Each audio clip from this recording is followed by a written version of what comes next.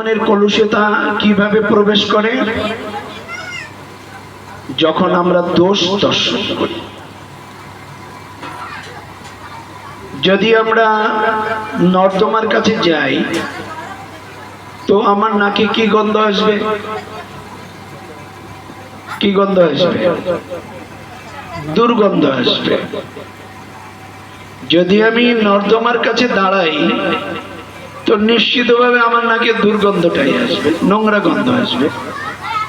কিন্তু যদি আমি কোনো ফুলের বাগানের কাছে দাঁড়াই তখন আমার নাকে কি গন্ধ আসবে? তাহলে আমি যেখানে দোষ আছে, যত বেশি আমি দোষের সঙ্গ করব তত ওই দোষটা আমার মধ্যে প্রবেশ করবে কি করবে না। তো যখন আমি পচা দুর্গন্ধের কাছে যাব তো এই গন্ধটা নাক দিয়ে কোথায় প্রবেশ করবে?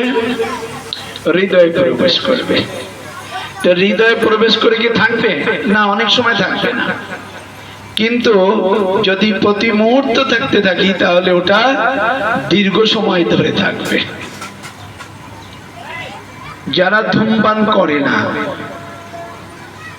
কিন্তু যারা প্রতি মুহূর্তে ধূমপান করছে তাদের নাকে ধূমপান করতে করতে আর গন্ধ নেই।